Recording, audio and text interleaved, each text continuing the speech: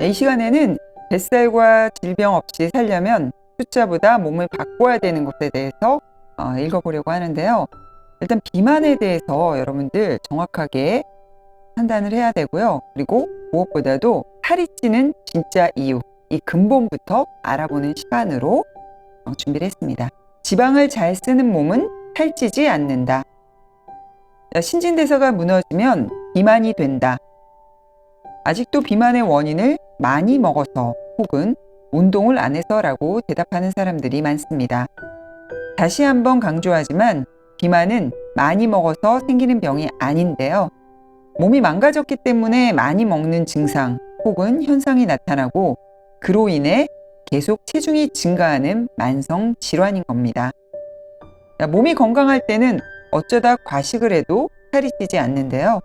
건강한 몸에서는 과식이나 폭식 같은 증상이 잘 생기지도 않지만 음식이 맛있어서 하루 배불리 먹어도 체중계 눈금이 확 올라가지는 않습니다. 잉여 에너지가 체내로 들어온 만큼 몸이 에너지 소비량을 평소보다 더 늘리기 때문인데요. 해외여행에서 이 맛집 투어를 하면서 살짝 늘어난 체중은 일상으로 돌아오면 원래 수준으로 돌아옵니다. 마찬가지로 독감에 걸려 며칠 식사를 못해도 체중이 급격하게 줄어들지 않는데요. 하지만 결혼이나 취업, 이민, 해외 장기 체류, 극심한 스트레스와 수면 부족 같이 새로운 환경에 적응하면서 식습관과 생활습관이 바뀌면 체중이 조금씩 늘어납니다. 그러다가 어느 순간 확 늘어나 버리면 그땐 쉽게 예전 체중으로 돌아가지 못하는데요. 자신도 모르는 사이에 몸이 망가졌기 때문입니다. 내 몸의 신진대사가 무너진 것이죠. 진료실에서 상담을 하다 보면 자주 듣는 말이 있습니다. 특별히 더 먹는 것도 아닌데 왜 저만 살이 찌는지 모르겠어요. 당사자는 억울한 마음이겠지만 몸이 그렇게 반응하는 데에는 이유가 있습니다. 왜 똑같이 먹어도 누구는 쉽게 살이 찌고 누구는 안 찌는 걸까요? 타고난 체질도 있지만 살이 잘 안 빠지는 사람들은 몸의 대사 유연성이 좋기 때문입니다. 대사 유연성이 좋다는 말은 쉽게 말해 포도당과 지방을 적시에 잘 꺼내 쓰는 몸이라는 뜻인데요. 포도당을 최우선 에너지원으로 쓰지만 필요할 때 빠르게 지방 연소 모드로 변환시켜 당과 지방을 효율적으로 사용하는 능력이 좋은 것입니다. 반대로 쉽게 살이 찐다는 것은 이 포도당과 지방을 에너지원으로 꺼내 쓰는 대사 유연성이 좋지 않음을 의미합니다. 내 몸이 언제든 이 몸 안에 들어온 포도당과 지방을 잘 처리할 수 있다면 살이 찌지 않는데요. 많이 먹지 않는데도 점점 살이 찐다고 느껴진다면 이러한 능력에 문제가 생긴 것입니다. 이처럼 대사 유연성이 떨어지면 그 결과물로 비만이 나타나게 되는 거죠. 대사 유연성을 결정하는 것은 유전일까요? 환경일까요? 자, 그렇다면 우리 몸의 대사 유연성에 영향을 미치는 요인 무엇일까요? 비만의 원인을 파헤친 연구를 들여다보면 대사 유연성을 좌우하는 요인을 알 수가 있습니다. 먼저 유전에 손을 들어주는 연구들을 살펴볼게요. 의학 연구에서 유전의 영향은 흔히 입양아 연구와 쌍둥이 연구를 통해 이루어집니다. 이런 연구들에서 비만은 확실히 유전적 영향을 강하게 보이는데요. 입양아의 체중이 키워준 부모보다 생물학적 부모의 체중과 훨씬 강한 상관관계를 보인다는 연구가 대표적입니다. 같은 음식을 먹고 또 유사한 식습관을 공유한 키워준 부모가 환경적 요인을 의미하고 이와 상관없이 유전자만 공유한 생물학적 부모가 유전적 요인을 뜻하는데요. 결과적으로 환경적 요인보다 유전적 요인이 체중에 더 강한 영향을 미치는 것으로 나타납니다. 일란성 쌍둥이들을 대상으로 한 연구 결과를 보면 비만에서 유전적 요인이 65에서 70% 정도나 차지합니다. 비만을 유발하는 21세기 환경 속에서도 현재 정상 체중을 잘 유지하는 사람들은 부모의 덕을 톡톡히 보고 있는 셈인 거죠. 물론 환경도 무시할 수 없는 강력한 비만 요인입니다. 비만 인구가 전 세계적으로 급격한 증가세를 보이는 건 저렴하고 칼로리 밀도가 높으면서 심지어 입안에서 살살 녹기까지 하는 정제 가공식품의 증가가 크게 작용한 결과라는 사실에 동의하지 않을 사람은 없습니다. 여기에 게임 산업의 발전과 스마트폰 보급으로 현대인의 신체 활동량은 과거에 비해 크게 줄어들었죠. 하루 종일 의자에 앉아있는 의자 중독 환자들이 늘어난 것도 대사 유연성에 악영향을 미쳐 비만을 유발하는 데 한몫을 하고 있습니다. 결국 유전적으로 비만해지기 쉬운 소인을 타고난 사람이 이러한 비만 유발 환경에 노출되면서 나날이 비만해지는 셈입니다. 미국의 유명한 비만 연구가인 조지 브레이 박사가 유전자가 총을 장전하면 환경이 방아쇠를 당긴다라고 말한 대로 비만은 유전, 이 환경이 상호작용한 결과입니다. 당 대사와 지방 대사의 효율이 관건. 당 대사와 지방 대사가 유연하지 않으면 많이 먹지 않아도 살이 찌게 됩니다. 여기서 살이 찐다는 말은 더 정확히 말하면 몸속 지방이 늘어나는 것을 말하는데요. 물만 먹어도 살이 찐다거나 살이 찌는 체질이라고 표현되는 상태로 몸이 바뀌는 겁니다. 우리 몸은 하이브리드 자동차에 비유할 수 있는데요. 이 하이브리드 자동차가 가솔린과 전기를 둘 다 연료로 사용하듯 우리 몸은 포도당과 지방산을 에너지원으로 사용합니다. 하이브리드 자동차는 기름이 떨어진 위기 상황에서도 차가 멈추지 않고 달릴 수가 있죠. 에너지 효율도 높습니다. 우리 몸도 마찬가지인데요. 인체는 포도당을 주로 에너지원으로 쓰지만 당이 떨어지게 되면 비축해 두었던 지방을 꺼내 에너지원으로 씁니다. 공복 상태에서 식사로 탄수화물을 섭취하면 넘치는 당을 우선적으로 쓰면서 동시에 체내 지방 연소를 억제하여 쓸데없이 에너지를 낭비하지 않게 합니다. 그러다 시간이 지나 당이 떨어지면 더는 당이 고갈되지 않게 하기 위해 지방을 분해해서 연료로 사용합니다. 이처럼 당 대사와 지방 대사의 스위치가 빠르게 전환되면 대사 효율이 아주 높게 되는데요. 대사 유연성이 매우 좋은 몸으로 이러한 몸은 쉽게 살이 찌지 않습니다. 자동차와 달리 우리 몸은 24시간 에너지를 사용합니다. 그런데 에너지 공급은 낮 12시간 동안만 이루어지고요. 저녁을 먹고 다음날 아침까지 12시간 동안은 연료 공급이 아예 없습니다. 그럼에도 체중의 변화가 없는 것은 대사 유연성이 좋기 때문인데요. 낮 시간에 골격근은 포도당 대사를 적극적으로 하고 밤에는 대사의 스위치를 돌려 지방 대사를 적극적으로 합니다. 그런데 대사 유연성이 떨어지면 어떻게 될까요? 혈당이 올라가도 포도당을 적극적으로 에너지원으로 이용하지 못하고 반대로 혈당이 떨어져도 지방을 적극적으로 꺼내 쓰지 못한다는 얘기입니다. 그러다 보니 늘 에너지 부족을 느껴 평소보다 더 많이 먹게 되고 대사 효율이 떨어진 몸은 잉여 에너지를 지방으로 자꾸 쌓아두게 됩니다. 체중과 체지방이 늘어나는 현상이 나타나는 것이죠. 문제는 비만해질수록 대사 유연성이 더 나빠진다는 데 있습니다. 이는 결국 당뇨병과 심혈관 질환으로 이어지게 됩니다. 비만한 사람은 대사 유연성이 떨어져 있다. 대사 유연성이 떨어져 있는 몸은 비축해둔 지방을 손쉽게 꺼내 쓰지 못합니다. 당이 떨어지면 곧바로 허기가 지고 기운이 없어지는데요. 흔히 당 떨어졌다라고 말하는 가짜 저혈당 증세가 잘 나타납니다. 혈당을 다시 올리는 달달한 음식이 들어가야 기운을 차리는데요. 대사 유연성에 따른 인체 반응의 차이를 잘 보여주는 연구 논문이 하나 있습니다. 뚱뚱한 사람과 마른 사람의 복부 피하 지방 조직의 모세혈관 혈액 내 지방산 농도를 하루 동안 관찰한 연구가 그것인데요. 정상 체중인 사람은 식사 후 지방산 농도의 변동폭이 큰 반면 비만한 사람은 변동이 거의 없습니다. 이것은 무엇을 의미하는 것일까요? 정상적으로 식사를 하면 지방 조직으로 들어오는 모세혈관 내 지방산 농도가 증가합니다. 포도당이 에너지원으로 사용되다 보니 남아도는 지방산은 지방조직의 중성지방 형태로 저장되는 것인데요. 시간이 지나면서 포도당 농도가 떨어지면 우리 몸은 지방산을 에너지원으로 이용해야 합니다. 따라서 지방산 농도가 떨어지기 시작했다는 것은 지방을 에너지원으로 사용하기 시작했다는 의미이죠. 그러다 다시 식사를 하면 또다시 지방산 농도가 올라갑니다.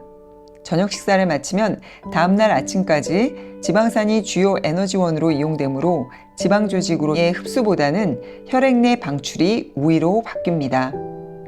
그런데 비만한 사람은 그래프의 변동폭이 거의 없습니다.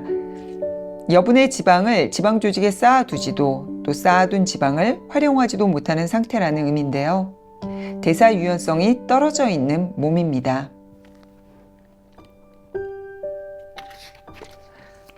문제는 쉬지 않고 먹으면서 오래 앉아있기 때문이다. 우리 몸에는 대사 유연성을 결정하는 가장 중요한 조직은 골격근과 피하지방입니다. 근육이 식사 후에 올라간 혈당을 적극적으로 사용하지 않아서 식후 고혈당이 오래 지속되면 대사 유연성이 떨어집니다. 이를테면 하루 종일 앉아서 일하는 현대인들의 의자 중독이 대사 유연성 저하를 불러일으키는 것이죠. 피하 지방 조직은 주로 식사와 식사 사이에 그리고 저녁 식사 후 다음날 아침까지의 수면 시간에 비축해둔 지방산을 내보냅니다. 그런데 낮에는 식사 후 신체 활동 없이 계속 앉아 있으며 딱히 지방산을 쓸 겨를이 없습니다. 또 밤에는 저녁 식사로 식사가 끝난 게 아니라 야식을 먹고 아침에 일어나자마자 바로 식사를 하니 지방산이 나올 틈이 없는 거죠.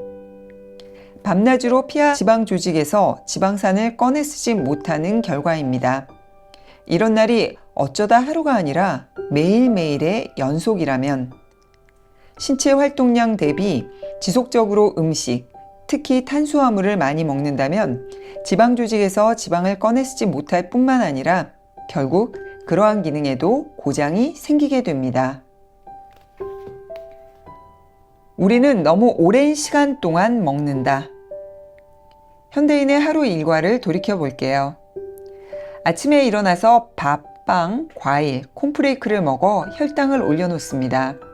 그리고 차를 운전해서 회사로 출근을 하고 엘리베이터를 타고 사무실로 올라가서 오전 내내 의자에 앉아 업무를 봅니다. 골격근이 적극적으로 포도당을 이용하는 상황이 없다 보니 식후 혈당이 별로 떨어지지 않았음에도 점심이 왔습니다. 엘리베이터를 타고 회사 내 식당에 가서 밥, 빵, 면 중 한 가지를 먹습니다. 다시 혈당이 올라갑니다.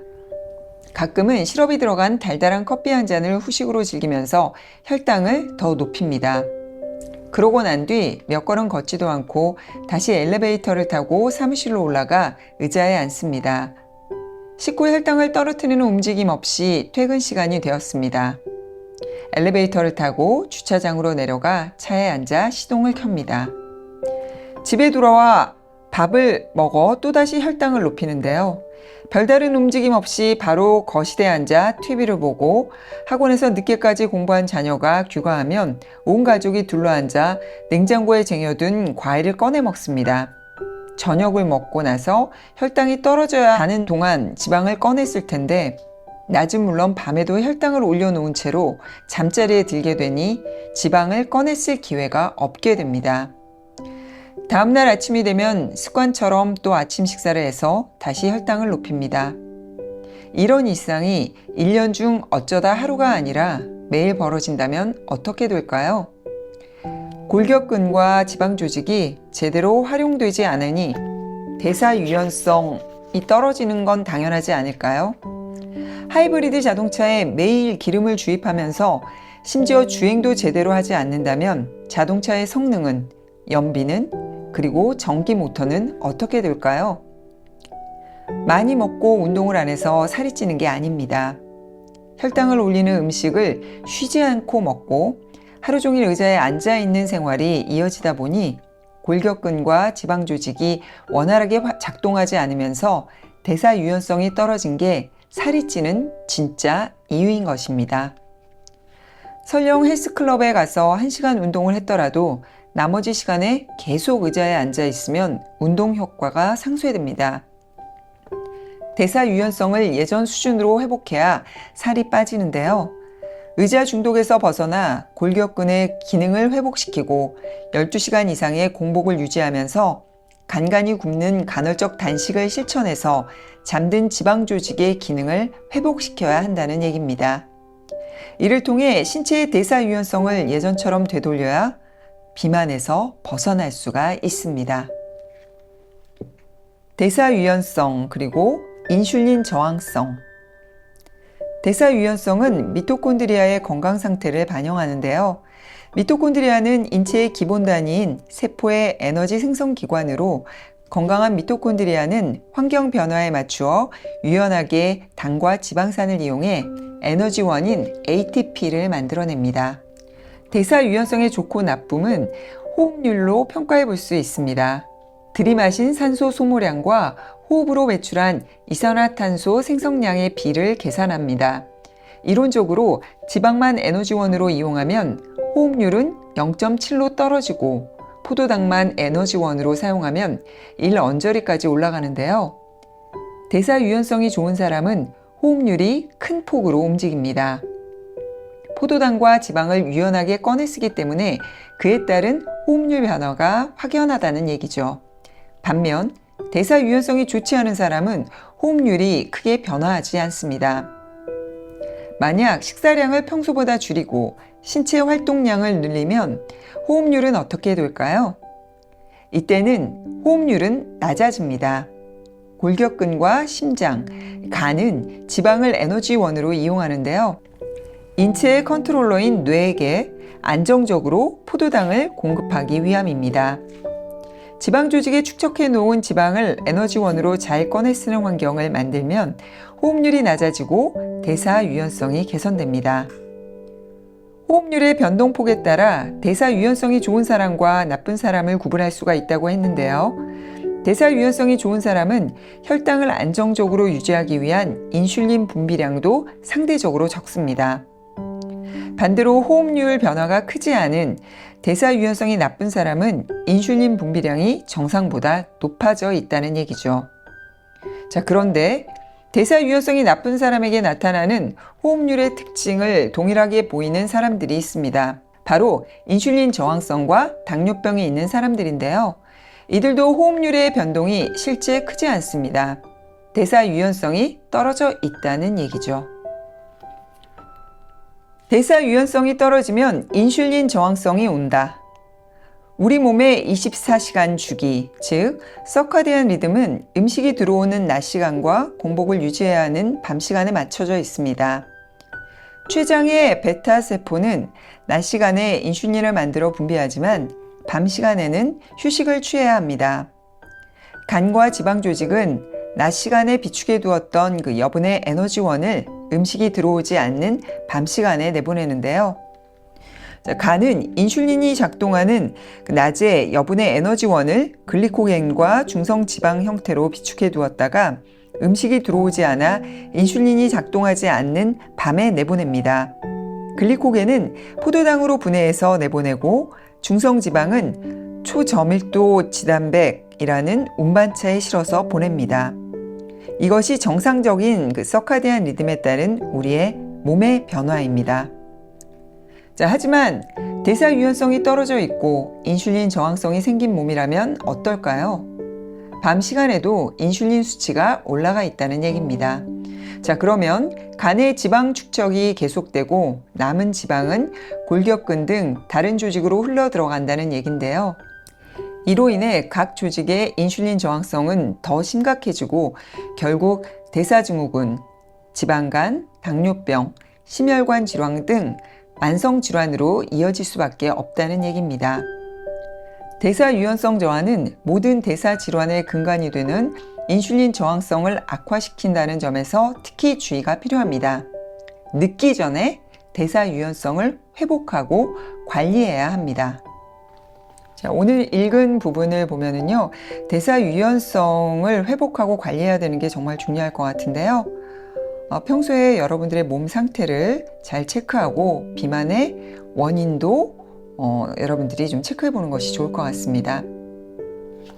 지방을 잘 쓰는 몸으로 여러분들 바꾸길 바라면서 자, 오늘 읽은 부분 마음에 드셨다면 좋아요, 구독, 알람 설정 부탁드릴게요.